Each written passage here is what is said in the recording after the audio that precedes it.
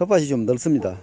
마늘이나 뭐 이런 거 심어도 되는데, 예, 지금 이 배추가 지금 세 줄이 심어져 있습니다. 세 줄이 심어져 있는데, 예, 두 줄, 오른쪽 두 줄은, 예, 오른쪽 한 줄, 그 다음에 가운데 줄은 월동배추라는 품종을 심었습니다. 월동배추는 말 그대로 겨울에 노지에서 월동을 한다는 배추입니다. 김장배추, 왼쪽 한 줄은 김장배추인데, 김장배추는 겨울에 월동을 하지 못합니다. 간혹 월동을 하는 경우도 있지만은, 완전히 자란 성체 김장배추는 겨울에 1월 정도 되면은 너무 강추위가 오게 되면, 여기 남해안도 강추위가 옵니다. 그러면은 배추가 여러 가지가 물러 터져서 전부 사그라져 없어져 버립니다. 덜 자란 김장배추가 월동을 하는 경우도 있지만은, 완전히 자란 김장배추는 월동을 못 합니다. 그렇지만 가운데 줄하고 이 오른쪽 줄, 이 두 줄은 월동배추인데, 겨울에 1월달에 아무리 강추위가 오더라도 밭에서 월동을 합니다. 배추가 죽지 않는다는 뜻입니다.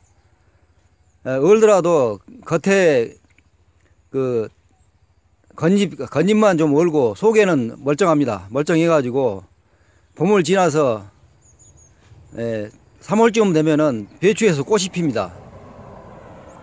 배추에 꽃 핀다는 거 유채꽃 피듯이 꽃이 핍니다. 이처럼 월동배추는 월동을 합니다. 월동배추를 여러분이 이제 마트에서 보시게 되는데, 2월경에 그 배추 망에 세 포기씩 큰 배추가 들어있는데, 이게 월동배추입니다. 월동배추를 1월달에 수확을 해서 냉장 창고에 저장했다가 2월 이후부터 이제 시장에 나가게 됩니다. 보통은 그렇게 1월에 이제 잘라가지고 냉장 창고에 넣는데, 냉장 창고에 안 넣고 그대로 밭에 둬도 별 이상이 없습니다. 이 월동배추를 제가 심은 이유가, 김장배추를 당연히 심어야 하는데 김장배추를 안 심고 월동배추를 심은 이유는, 월동배추 이거를 쌈배추로 활용하기 위해서입니다. 쌈배추. 배추가 너무 크게 되면은 쌈을 하기가 좀 그렇죠. 배추 한 장 잎이 너무나 크고, 또 배추가 두껍기 때문에 상추 쌈하기에 좀 양이 많아집니다. 그래서 월동배추를 이렇게 밀식 재배를 하게 되면은 배추가 큰 배추로 자라지 못합니다. 지금 원래 이 배추가 배추 비닐이, 이게 배추 비닐이 아니고, 비닐을 씌웠는데 배추 비닐이 아닙니다. 이거 아마 참깨 비닐 같습니다. 지금 이 배추 사이사이에 구멍이 하나 더 있는데, 참깨, 모종 참깨를 심는 비닐 같습니다. 저는 배추 농사를 하지 않기 때문에 배추 비닐이, 전용 비닐이 없습니다. 그래서 이 참깨 비닐에다가 임시로 지금 심었는데, 이 정도로 밀식을 하게 되면은 배추가 따닥따닥 붙었으니까, 배추가 시장에 출하되는 것만큼 크게 자라지 못합니다.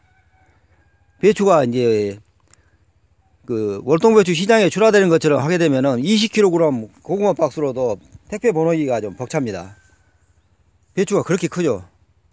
배추가 큰 만큼 좀 질기기도 하고요. 그래서 저는 배추를 그렇게 크게 키우고 싶지 않고, 아담한 크기로 먹기 좋은 사이즈로 이제 키우기 위하여 월동배추를 밀식했습니다. 밀식해서 이제 택배 보내기도 좋고, 배추 잎 한 장이 너무 안 크니까 쌈하기도 좋습니다. 뭐 다른 재배 방식은 다 똑같고요. 물만 잘 주고, 이제 계속해서 이제 이 거름이 부족하기 때문에 거름을 좀 주면 됩니다.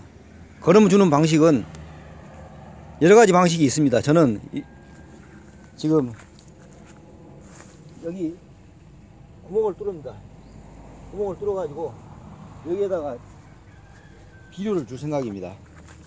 배추 사이사이 검은 줄에다가 구멍을 뚫고, 보가비료 있는데 보가비료를 소주잔으로, 작은 소주잔입니다. 아주 제일 작은 소주잔, 그걸로 한 컵씩만 주면은 충분한 비료가 됩니다.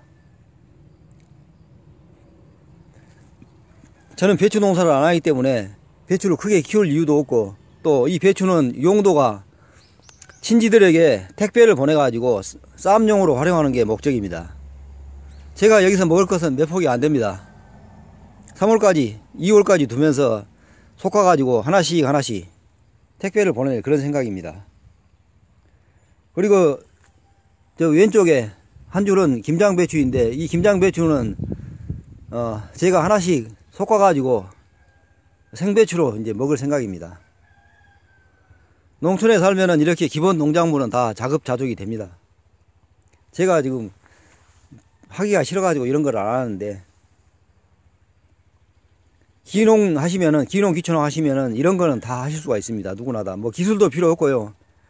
이웃집에서 하는 거 어깨너머로 보면 다 알 수가 있습니다. 이 정도 크기의 배추밭은, 배추가 10월 중에도 이게 벌레가 있어가지고, 벌레가 아니고 벌레도 있습니다. 벌레도 있고, 그 다음에 노린재가 어디서 날아옵니다. 노린재가 날아와가지고 배추 잎을 갉아먹습니다. 노린재가 날아오면은 밤에 전등불, 낮에는 모릅니다. 이게 숨어가지고 밤에 전등불로 비춰보면 다 붙어 있습니다. 그러면 하나씩 잡아가지고 폐기하면 됩니다. 이 정도 규모는 살충제 안 뿌리고 손으로 벌레 잡아도 충분한 규모입니다. 이게 배추가 지금 3판이 들어갔습니다. 월동배추 2판, 그 다음에 김장배추 1판. 모종값이 3만원입니다. 비료는 제가 지금 유박비료가 많이 있습니다. 유박비료를 3포를 넣었기 때문에 퇴비료는 충분히 들어간 겁니다. 유박비료 값이 일반 퇴비, 축산 퇴비보다 3배 정도 비쌉니다. 그러니까 유박 1포를 넣었다 하면 축산 퇴비 3포를 넣은 겁니다. 그러면 여기다 유박을 3포를 넣었으니까 축산 퇴비를 9포를 넣은 겁니다. 굉장히 많은 양의 퇴비가 들어갔습니다. 그래서 퇴비는 이 정도로 충분하고, 그러니까 모종 한 판에 유박 비료 한 포대가 들어간 겁니다. 여기에 추가로 석회를 좀 뿌려주면 좋았는데 제가 석회를 깜빡 잊고 안 뿌렸습니다.